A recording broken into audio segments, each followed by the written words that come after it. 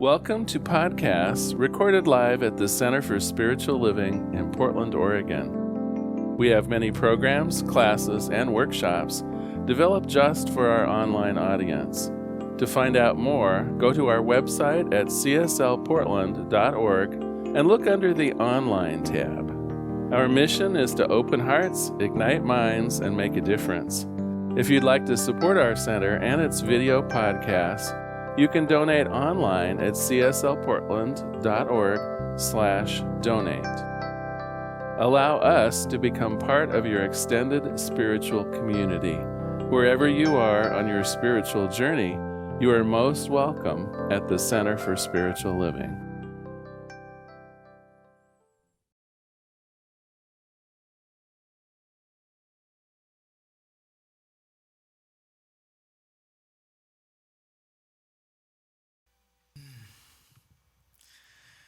Join me in bringing your awareness to this moment, right here, right now, as we breathe into our heart spaces.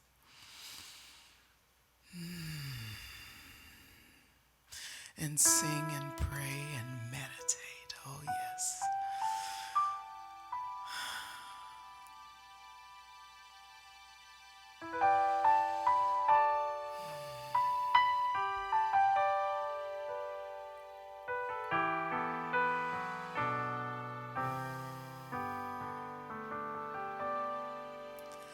I will leave this world as it is, go inside to find my God.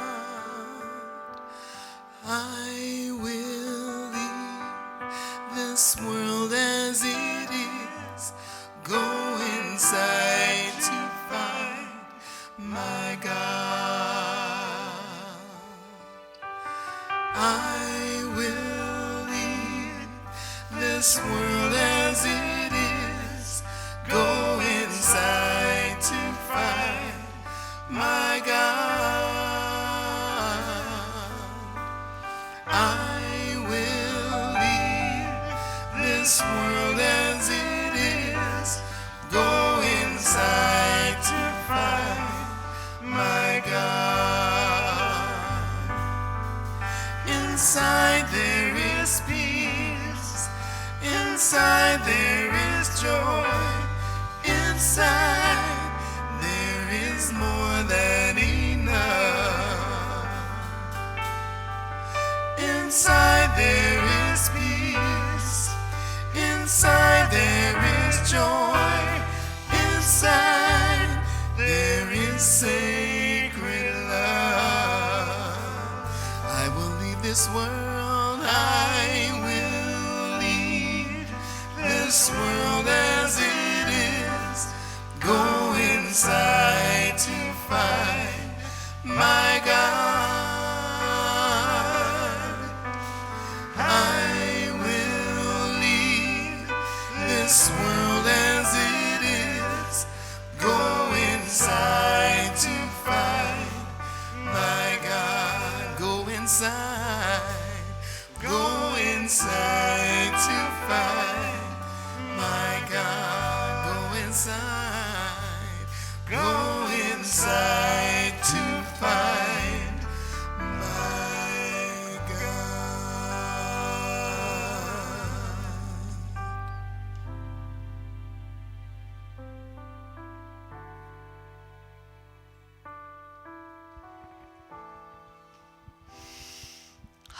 And as we breathe and go inside into that heart space that brings us the connection with the one, that one power, spirit, God, whatever we call it, there is only one.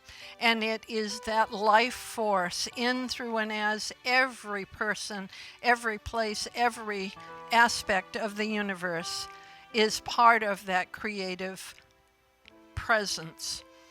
And knowing that there is only love, that love is the essence of spirit. We know that there is love, wisdom, wholeness, peace, unity, All of these beautiful qualities are part of all that is, all that has ever been. There is only this one power, this one life force in, through, and as each of us. And knowing that I am a unique, individualized expression of this oneness, I know that this is true for each one of us hearing this prayer right now, that we are one. That we are one with each other, that we are one with Spirit. And so I speak my word today for everyone, knowing that we are all part of this amazing creation, and knowing that we are all part of the oneness. And so I speak my word today first for freedom, knowing that we are free to be exactly who we are, that we are free to make our own choices, that we are free to go within and be guided by that wisdom of Spirit, which is always available, that we are free to be the truth of our being, that we are able to look at any judgments that we may be making and choose to be other than that. We are able to be free to change our minds. We are free to be able to look at all of creation and know the truth of all of it, that we are able to be that loving source of freedom, of unity, of love and peace. And it is the salvation of all of us, of all of our cultural differences, to know that we are free to be completely one with each other without judgment. And so I just give thanks for this, for knowing that Spirit is always available, that we can joyfully be the truth of our own being, that we can be free to choose again, to know the truth of our being. And I am so very grateful to know this truth, to know that Spirit supports and guides us in this revelation of freedom. And so I just give thanks for this, and I release my word into the action of the law that always works with us to support and guide us. And I release this, I let it be, and together we say, and so it is.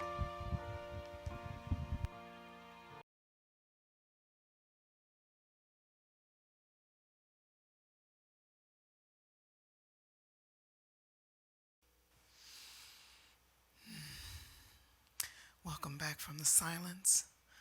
We have a beautiful song by Ricki Bears, Beckwith. I feel like letting go.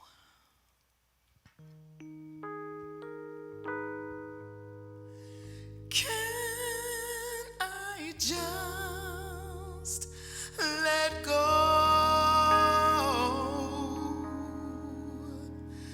Can I just let go?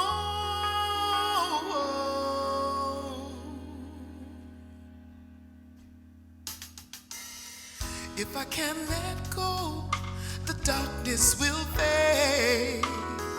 If I just let go, there's a light all around me, but the pain in my heart has kept me holding on. But I feel like letting go. I'm ready to run, and I'm ready to leap into what is real. I've got a sweet invitation, a mandate of ecstasy. Let go of your will. Drop your tools and follow me.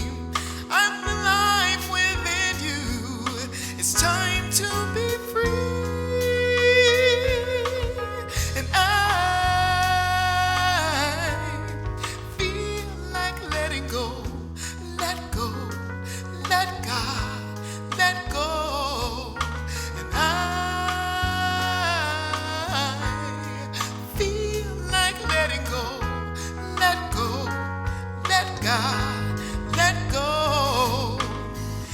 If I can let go, heaven's at hand right now.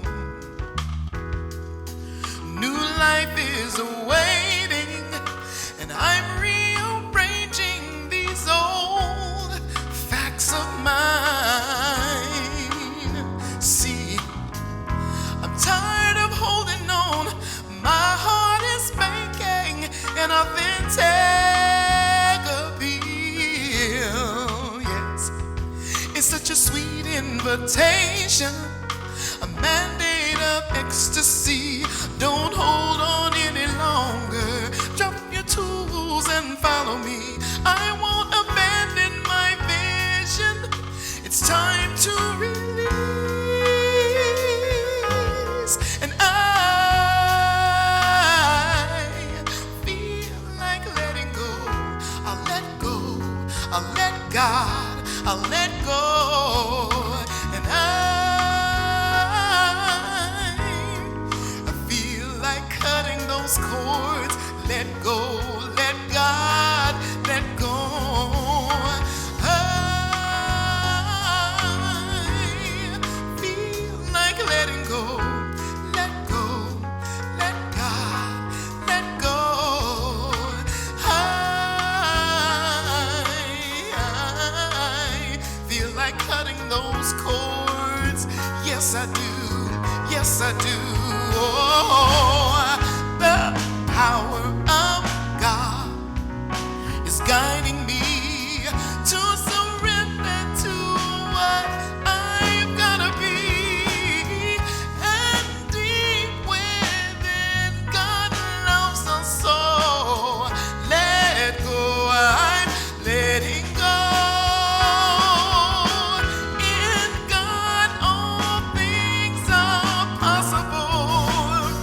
In God, all things are bountiful. Hey, and deep within, God loves us so. Let go, I'm letting go. And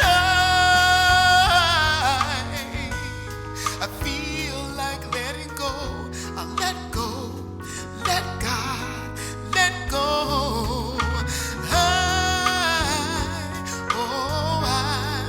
I feel like cutting those cords. I let go, I let God, I let go. And I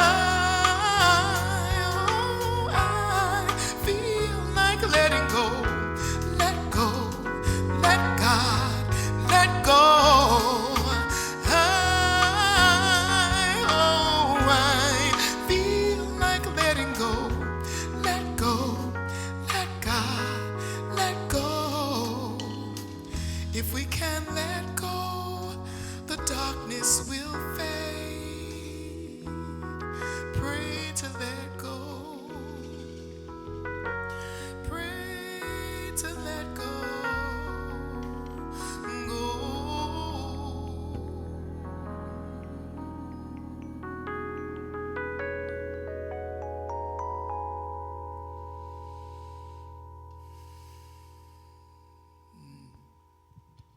Blessings. Was that sweet or what? I think it was We are so blessed to have LaRhonda Steele as our music director here. She always knows exactly the right song. Thank you.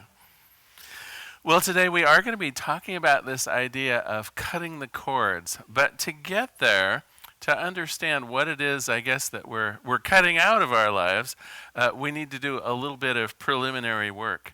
As you know, we're using Gabrielle Bernstein's book, the Judgment Detox book this month, to start putting some of our judgments in a better frame, to maybe leave off some of our negative judgments and turn them more into just our preferences, where no one is harmed, and we feel still that our own desires and values are upheld.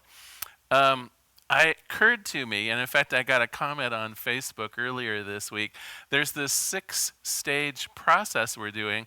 And if you're taking notes, it might be hard to actually enumerate what those 6 steps are. And so if you go to our website, I actually did a little cheat sheet. I took notes for you. And so if you go to our website, on any of the talks this month, you'll see a link to the actual detox 6-step process outline. So if you want to be reminded at home of how this works later on, feel free to download that or view it online. So far we've covered the first 3 steps, and today we're going to tackle a couple more, step number 4 and step number 5. And I think as an introduction to step number 4, we'll use a joke today, if you don't mind. So this is one of my Sunday school stories. Ms. Ashburn was a new teacher helping out in youth church. She finished reading the Bible story of the fall of Jericho out of Joshua 6. And then she asked her Sunday school class, "Who can tell me who brought down the walls of Jericho?" Well, there was stunned silence. And finally, one little boy in the second row said, "Wasn't me, I swear, it wasn't me. I didn't bring them down." Well, the teacher was surprised. Nobody knew the answer. And she reported what had happened to the other teachers at the end of youth church. One of the other teachers asked, "The boy who answered, was he the little one with red hair and glasses?" "Yes," she replied. "Well," said the other teacher, "I know him. And if he said that he didn't bring the walls down, then he didn't." Well, now Miss Ashburn was quite upset. She decided to go to the senior minister. She told her what had happened and the reaction of the other teachers, who should have known better. Everybody should have known that story. Well, the minister looked at her for a moment, and then she said, "Look, Miss Ashburn, you're new around here, and there's no point in taking up some trouble around this. Just write me up an invoice for the damage done to those walls, and we'll get it taken care of." Well, the reason I bring up that kind of sad joke is with the idea of how we view life. Everyone in that particular joke had a different view and a different set of judgments, even though the issue was the same. So the little boy obviously had been accused of things in the past, wanted to make sure that everyone knew he hadn't brought down the walls. The teachers wanted to defend the little boy rather than really even listening to what the teacher had to say. They had their own view of what was going on that was different. And then, of course, the administrator of the church, in this case the senior minister, what was her take on it? Well, people were used to bringing her problems that could be solved through an invoice, and so that was where she's headed. Not even particularly thinking that the issue was a theological one, but rather having something to do with the plant and facilities of the church. Do you see how each of us has our worldview? Each of us has our set of buttons that we talked about last week that can be triggered innocently by someone else. Each one of us tends to navigate towards a solution, a way of being, some kind of a process that they're familiar with. And typically that familiarity comes from things that happened in the past. And so today, in order to move forward, I think we need to look into things that have happened in our past. Maybe a story is in order. I think this is a story that probably you'll be familiar with. Well, when I was a kid, I was artistically inclined, I think they said it. That was probably code words for something else. But I remember always taking art classes and being very interested as a very young person in doing craft projects and drawing and art and things like that. And I remember that my mom had a way, and I'm sure she wasn't intending it, but of just cutting the legs out from under me. She had that tendency to find in something beautiful the one flaw, and she would tend to notice that. Honestly, years later, what I realized was she was wanting me to improve myself. I mean, her heart was in it, right? She wanted me to become a great artist, and her way of coaching me around that was to find the little things that could be improved upon. I, of course, took that in an entirely different direction. I thought she was being critical, and it tended to have me feel that I wasn't very good at things. Okay, anyway, that was what was going on when I was 7, when I was 8, when I was 9 years old. Well, fast forward a few years, right? I'm in art school at University of Oregon. Fast forward a few more years, although I'm in the business world, I have a lovely hobby of doing fused glass artwork and am somewhat known for it in the community, invited to participate in a number of art shows, and really doing a lovely job of bringing fused glass to the world as an art form. Well, I remember when my mom was, oh gosh, I guess she was in her mid-60s, she came to one of my shows. And it was at the Oregon Convention Center, and there were a number of us fused glass artists there. And she had wandered through the different exhibits and came to sit with me in my little booth. And she started telling me how some of my art pieces weren't quite as good as some of the other art pieces. Now keep in mind, right, I'm 40 years old now. I'm not 6, I'm not 7, I'm not 8, and yet it was as though I was.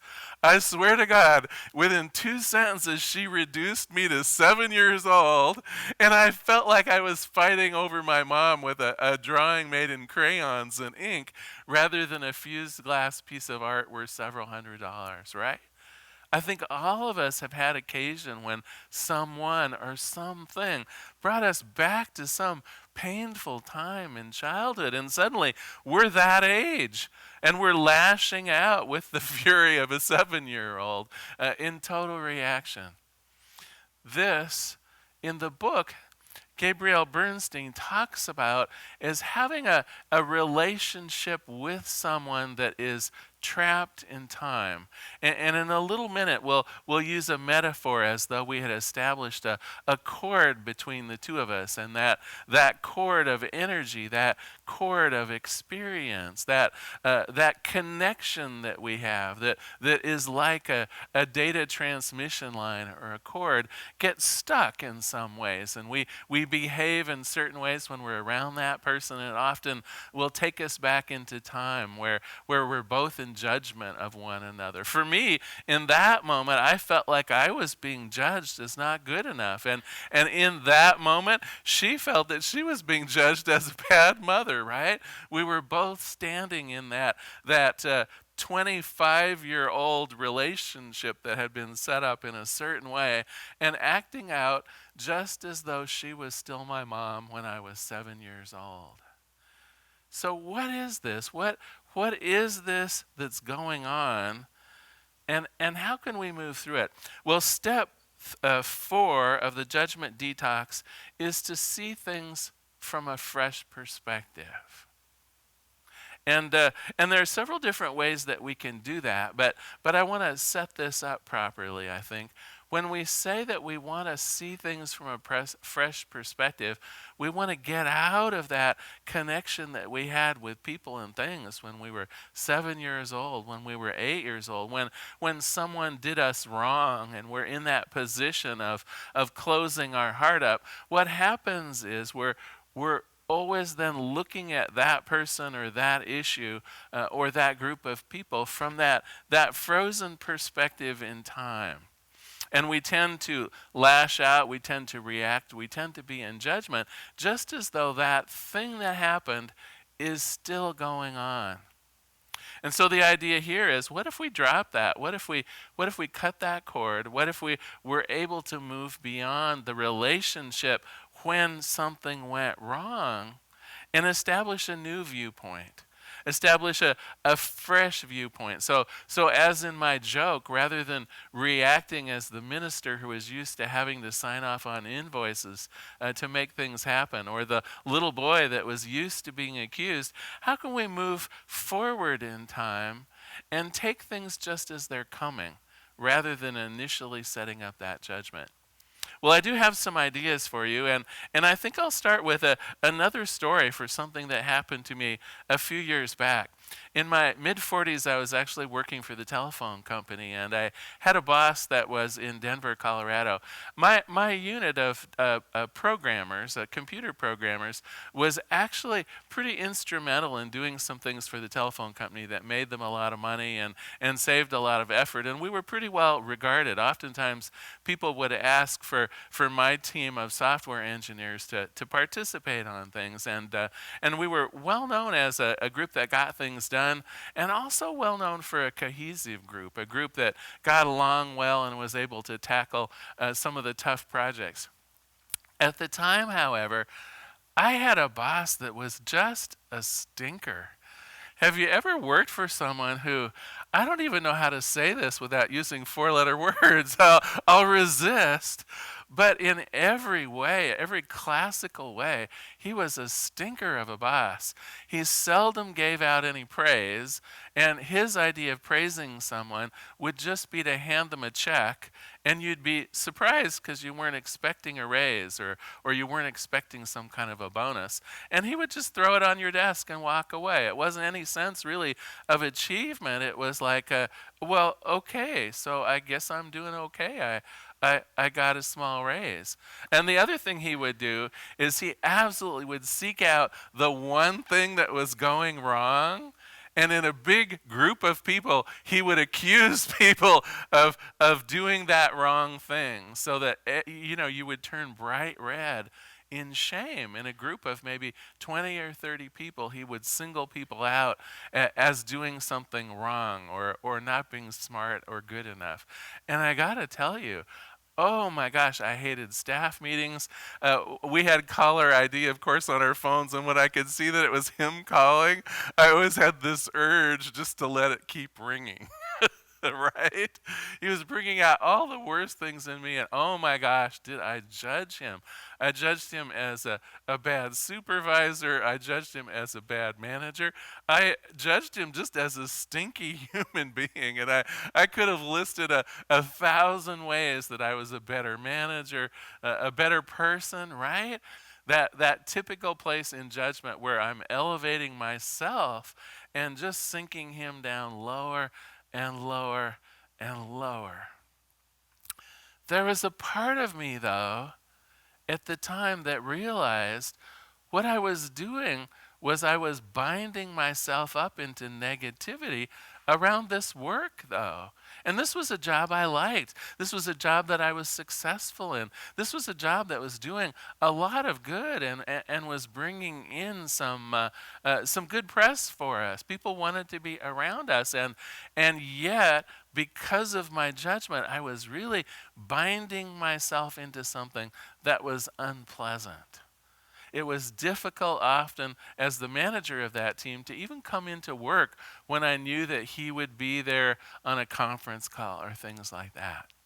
Well, I happened to be in Denver for a few months working on another project, and lo and behold, I get a call not from my boss, but my boss's wife asking me to dinner.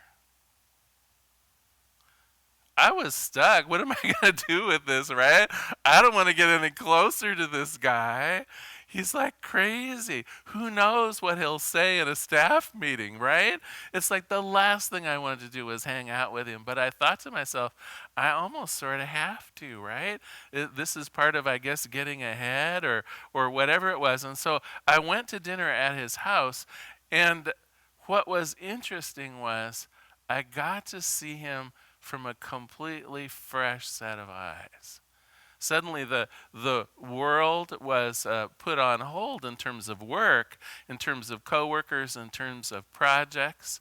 And his wife had planned just a lovely evening of chit-chat and food, and they did a little tour of the neighborhood. He lived in a beautiful part of Denver, and there was a park nearby, and we went for a walk. And one of the things that really struck me, too, here was a man that seemed really cruel in many ways in the office. And he was so tender, not only with his wife, but he had gotten a parrot. Now, I'm not so sure that I'm set up to have a parrot as a pet. For one thing, they can live to be 70 or 80 years old, and I don't know that I would sign up for having a pet that would last potentially longer than I would. And the parrot, it seemed to me, was kind of mean. He actually had scars on his fingers where it had bit him. But he talked about that parrot with such tenderness and how they had really planned that if anything should happen to them, where the parrot would live. I mean, they had plans for that parrot. They were going to make sure that it was well cared for. And I could just see the love between him and this new pet that they had, his joy in being out in his yard and the joy he had in his community. And what I realized through this new vision, through this fresh look, was that I had judged this man poorly. Now, was it true that he maybe wasn't a very good manager of people? I suspect that that is true. But in every other way, this was a nice man, a kind man, a loving man. Just in that one isolated situation, it was having a negative impact on me. So this is what Gabrielle Bernstein is talking about, of getting a fresh view. If you feel that someone has wronged you, if you feel that someone has done something that has bound you up or limited your success or has their thumb on you or is in some way creating an environment that is less than ideal, we're quick to judge based on that isolated chord that we've developed, that one set of interactions that tends to happen at a certain point of time in a certain environment, given a certain set of circumstances, and we base judgment on that entire person on that one fact or that one environment or that one period in time. Bernstein is saying that if we can take the time, if we can make the time to actually learn more about this person and do it from a fresh set of eyes, that the judgment may simply drop away on its own. Well, to finish up my story with this old boss, when I realized that he was a decent man, when I realized that there was love in his heart and the capability of great joy, I simply made an appointment to see him in his office, and I went in and I explained how from that point on, I intended to be treated. And I simply told him no longer would it be acceptable for him to talk badly about me or anyone on my staff in a meeting. And I just explained that I was there for him, that I would do everything within my power for him and our division to be successful. And for his part, he had to follow just a few rules for keeping us safe. And you know what? I totally disarmed him. No one apparently had ever made an appointment and just been upfront in that way. Everyone had played that sort of game of hidden motivations and negative cross currents and underhanded dealings and speaking behind people's backs. And he was actually charmed by that. And true to the little commitment that we had made, it was as though he was a new man in our staff meetings as well. We continued to do an amazing job for him, and he became a much better manager, simply because not only were we seeing him with a fresh set of eyes, but he was seeing us with a fresh set of eyes. He didn't need to think that he had to have us under his thumb to get good work out of us. He knew that we were in it for the long haul. We were in it for the success of the team.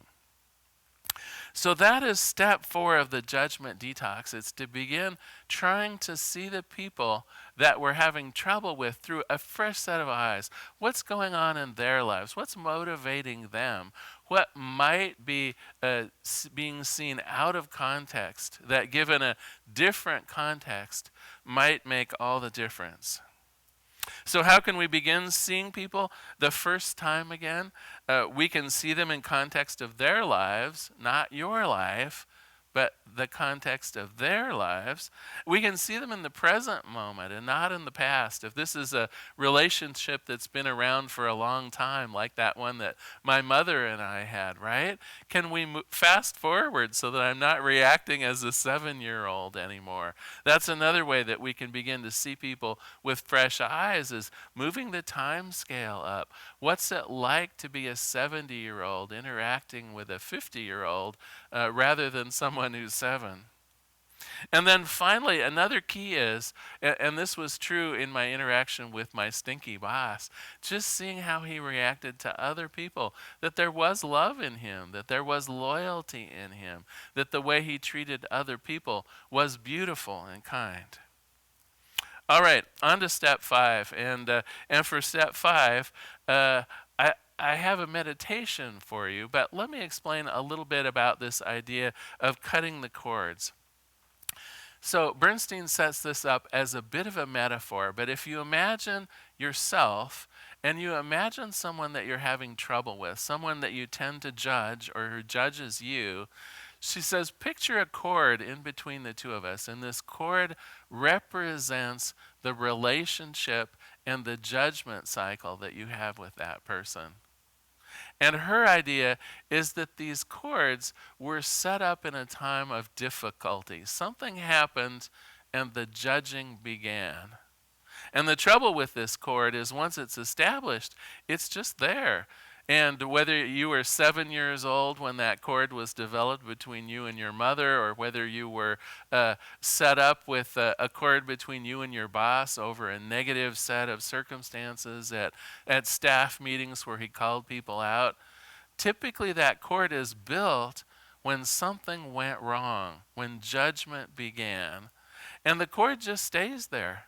And so whenever you come in contact with that person, whenever you have another interaction with that person, what tends to happen is that cord will reassert yourself. You're looking from that perspective of judgment. You're looking for bad things to happen. You're looking for them to react the way they reacted when that negativity happened. You're expecting the worst. So in Science of Mind, what is it that we get when we're expecting something? We usually get what we expect. So when we're working from that framework of the negativity that went back and forth between people, when that gets solidified, that's our go-to place. We simply think of that person as troublesome. We simply think of that person as hard to get along with or judgmental. We have that set up in our mind. And of course, how are they going to react when we're expecting that? They're going to give us exactly what we're expecting. And so I'd like to guide you through a meditation. Step 5 is to cut the cords that negatively bind us to someone else. And she recommends that the best way to do this is through meditation. So I invite you to close your eyes for a moment if you're willing. Just sit comfortably where you are. This is a morning meditation. She recommends doing it in the morning before your busy day starts. Just sit comfortably, she says, on the floor or in a chair. Gently roll your shoulders back and forth to release any tension that might be there. Take a deep breath in through your nose and breathe gently out through your mouth. Breathe in and breathe out. Breathe in and breathe out. With each breath, you'll begin to relax more and more. You'll settle into your chair or your seat. Breathe in and breathe out. Continuing to focus on this cycle of life, this cycle of your breath. Allow your thoughts to still and feel a sense of calm radiate through you as we prepare for a healing. Gently and easily Invite the person whom you've been judging into your meditation now. See them in your mind's eye, standing before you. This person that you have been judging as less than. Allow yourself to feel any feelings of anger or resentment. It's okay. This is just a meditation. So allow yourselves to feel the energy that comes up when you think of this person. It might be anger, might be sorrow, it might be resentment. It's okay. Just be present with your feelings as you continue to breathe. Breathe in and breathe out. Breathe into that discomfort that arises from seeing this person stand before you. Breathe in and breathe out. Allow those feelings to process through you. And now, if you can, notice the thick, dark cord that stretches between the two of you. This is that negative energy that you have for one another. It may be resentment, it may be judgment. In a way, it binds the two of you together. In this negativity, it's what you reach for when you think of this person or when they think of you. Just notice this cord of negative energy flowing between you. See if you can notice where it's attached. Is it at your heart, your throat, your stomach?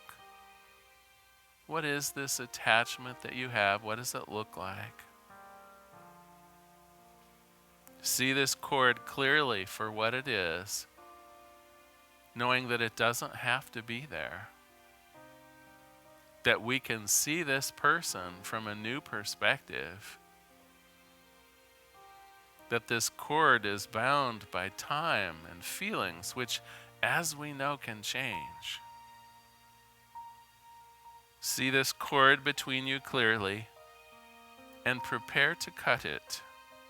Prepare to detach yourself from this negative energy, from this imbalance, from this judgment.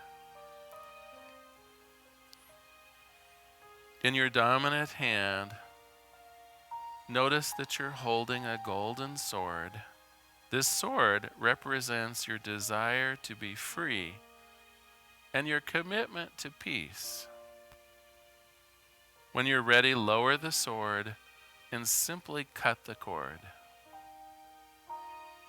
The sword effortlessly slices through this energy cord, and you watch it fall to the ground.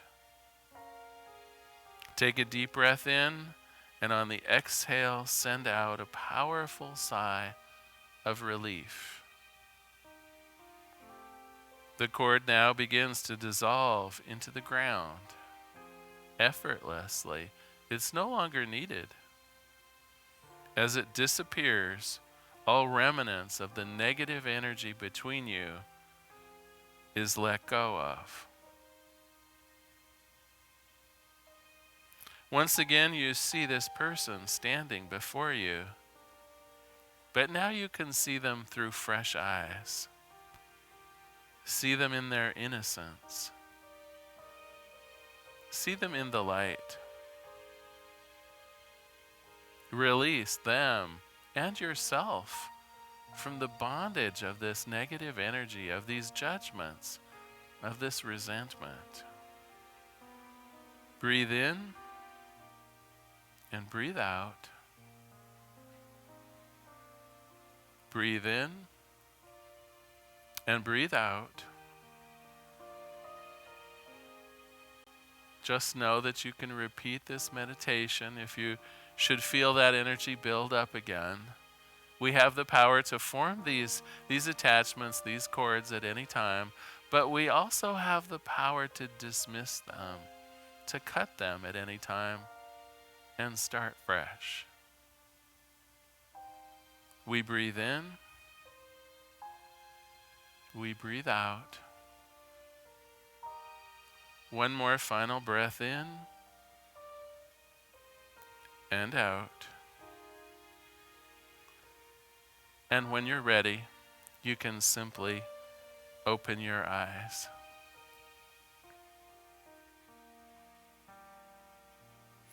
So to summarize today, we've looked at 2 more steps in the judgment detox. Step 4 is to see the object of your judgment with fresh eyes. So often we're bound up in ages-old conflicts. We're connected to someone through the eyes of a child or through the eyes of a worker that has been picked upon. We're viewing ourselves and our world and the other person in a time-bound way that probably just doesn't make sense anymore. And so we see the object of our judgment with fresh eyes. What are they like out in the world? What are they like with their loved ones? What is some of their values? What's important to them? And when we begin to see them as a whole person and a person in today's environment instead of the past, it's easy to overlook some of the things that they may say or do. It's easier to see them as a whole person, not somehow created just to be in your face or to press your buttons. There's a whole person here, just as you are.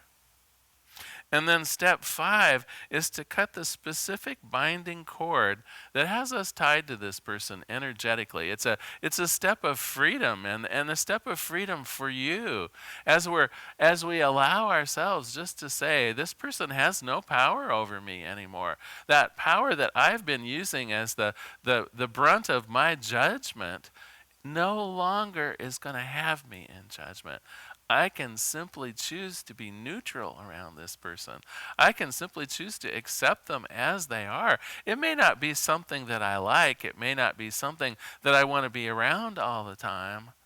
But the judgment can be dissipated. That binding that we have of treating each other poorly, of judging and rejudging, we can let that go because who is it harming? Number 1, it's harming us. It's locking up our hearts. It's keeping us from moving forward. It's a negative energy in our life that we can do without. So you know that I do a bit of homework, right? And today's no exception. What I'd like you to do is to continue choosing perhaps one person or one thing that you have a lot of judgment around.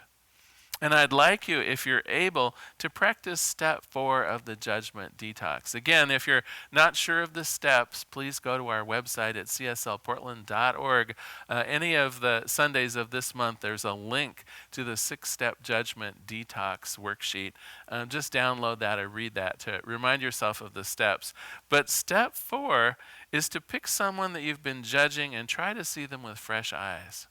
So someone who's in your face, someone who presses your buttons, try to see where those buttons come from. Try to see where that judgment comes from and see if you can begin viewing that person or that situation from a fresh set of eyes. All right, well, I'm going to close today with a quote from the book and a prayer. She says, when you have a negative attachment to someone that you've judged, you're stuck in a negative relationship playing out the drama again and again. And that negativity goes beyond that one relationship. Your own energetic frequency puts out a lower vibration, attracting other relationships that represent the same judgment, the same separation, the same negativity. The good news is that you can heal your negative attachments through meditation. Even one meditation can cut a cord, can release a bond, break the judgment cycle. This practice is the most important step for resolving past relationship issues and moving forward with grace. In order to move forward in new relationships and relieve yourself of the judgment and drama, You must cut the cords that have you bound together in negativity. Let us pray. There is one power and one presence, one life, one joy, one peace, one sense of freedom. And it is Spirit in all of Spirit's fullness. It is the God of freedom, the God of love, the God of joy. And what I know is because God is present everywhere, those same qualities of freedom, of love, of unity, of joy are there for me. They're there for me to pick up. It's God's good blessing to have them and allow me to use them in that unity of all things. And so for today, I claim for myself that ability to look with fresh eyes, to begin seeking out the peace and the joy, the equanimity and the freedom, even in the midst of where I have felt judged or where I judge others. As I see with fresh eyes, as I see the whole person that I have so poorly judged, I begin to notice that cord of judgment, that negative and repetitive energy that I share with that person diminishes. It is that fresh set of eyes that sets me free. And it is cutting that cord of judgment that allows me to move forward in life, in love, in joy, and in success. As this is true for me, I know without question that it's true for everyone. Each of us has the capability of putting aside some of our past woundedness and moving forward once again with fresh eyes, with a new outlook. And so this week and the week beyond, I know we take this step 4 of the Judgment Detox to heart. We recognize that our lives can be fresh, can be new with each passing day, that we do not have to be trapped in this cycle of judgment, but our lives instead can be renewed through that fresh look, through that cuttings of the cords of negativity. So for this, I give great thanks. I look forward to this week ahead with great joy, knowing that it is new, and in its newness is love, is joy, is peace, is my heart's desire. And so in gratitude, I release this prayer into the activity, into the action of the law itself. I let it be, and together we say, and so it is. So glad you were here today. Now is our time of conscious giving. If you'd like to take out your gift or your tithe, I know some of you might be reaching for your phone or your internet browser to go to cslportland.org and perhaps leave us a donation. I thank you so much. I invite you, if you'd like, to say along with me, graciously I give from a place of love, knowing that as I give, so do I richly receive. And now I think LaRhonda and the band would like to bless us with another song.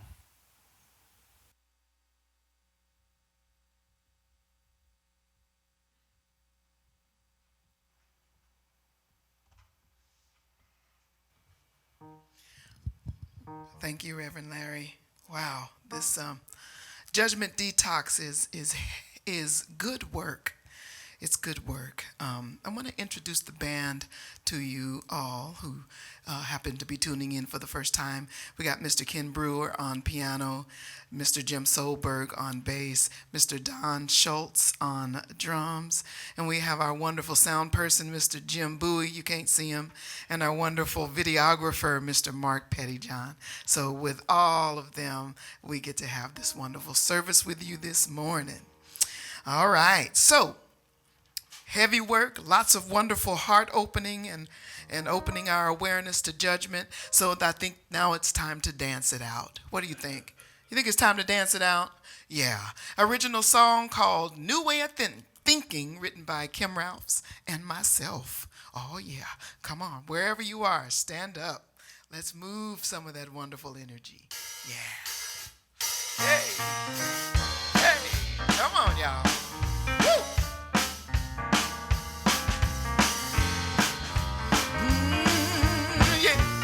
All right, I'm not looking down, I'm not feeling down, no, see, I'm not going down there anymore, I'm looking up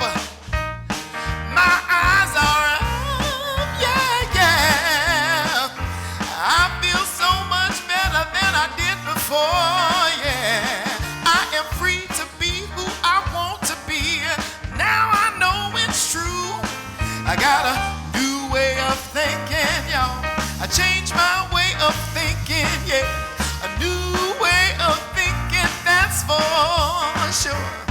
See, I broke those chains, all those energy drains, that's right.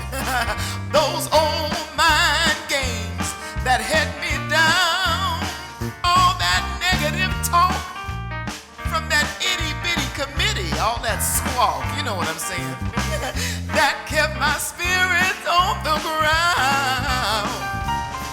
Now I'm free to be who I want to be. Now I know for sure now I got a new way of thinking, yeah. I changed my way of thinking. I got a new way of thinking, that's for sure. Come on, Ken. Woo! Hey.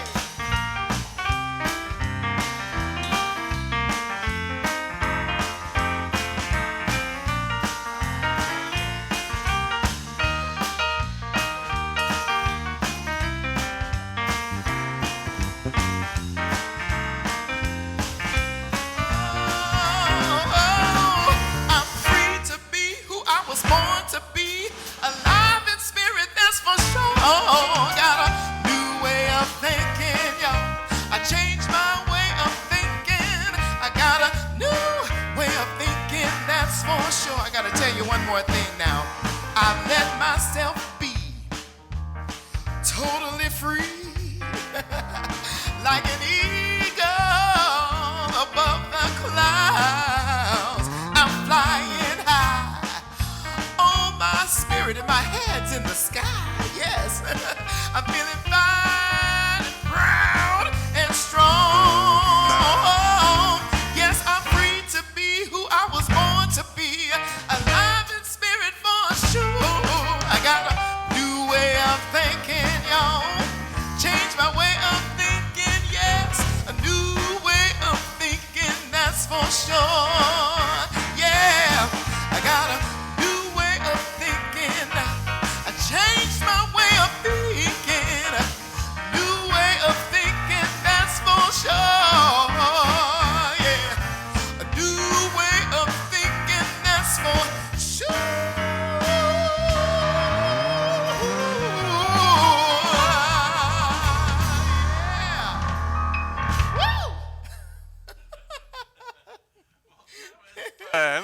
I was doing a little happy dance there. Thank you. I saw you. Larry was getting down over here, y'all. Well, partially down. Thank you so much for being here today, and your tithes and offerings are so appreciated. I do want to offer, before we close today, though, some prayer support. I know many of you are finding it difficult to get out in the world, difficult to do some of the things that you might choose to do. It can cause a lot of internal turmoil. It can cause that feeling of cabin fever or being trapped, and I don't want that for anybody.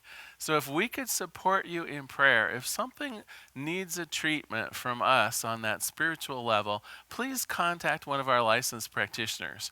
If you go to our website at cslportland.org, you have a couple choices. If you look under the section of leadership, you'll see a full list of all of our licensed practitioners. You could email one, you could phone one. Truly, it would be our great pleasure to support you that way. You also can simply submit a prayer request. At the bottom of every single page of our website is a little link. You click on the idea of submitting a prayer request. You easily fill out a little form. Believe it or not, we have it worked out so that it gets emailed to every one of our 12 licensed practitioners. You'll have the whole team praying for you throughout the week. So please take advantage of our prayer support. We're really here to be with you. So thanks for being here today. I think we're out of time, but we have time for a closing song, and I'm looking forward to it. Bless you all, and happy Sunday. All right, let's sing our closing song together, The Truth of Who I Am. Keep your dancing shoes on, yeah? Hey. All right. I am love, I am loving, I am loved. I am love, I am loving, I am loved. It's the truth of who I am when I forget. Spirit reminds me again.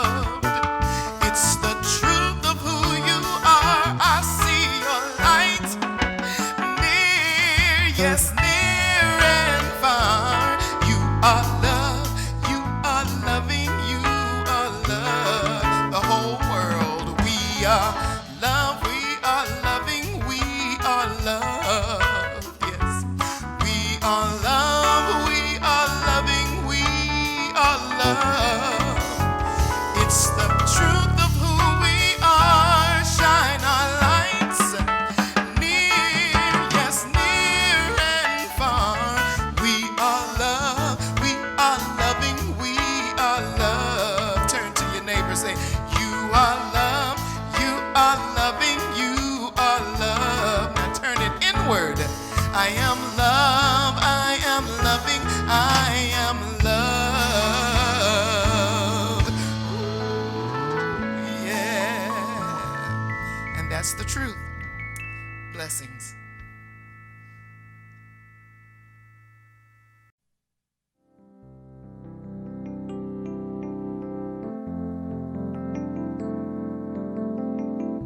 If you happen to be in the Portland, Oregon area, we'd love to have you visit in person. The Portland Center for Spiritual Living is located at 6211 Northeast Martin Luther King Jr. Boulevard. We have inspirational services at 9 a.m. and 11 a.m. every Sunday.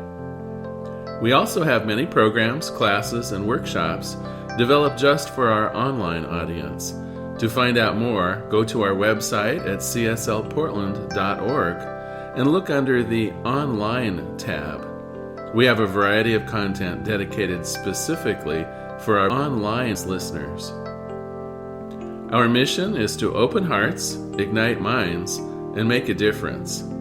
If you'd like to support our center, you can donate online at cslportland.org/donate. Our website is also the place to learn more about what's going on at the center or to contact us. Allow us to become part of your extended spiritual community. Wherever you are on your spiritual journey, you are most welcome at the Center for Spiritual Living.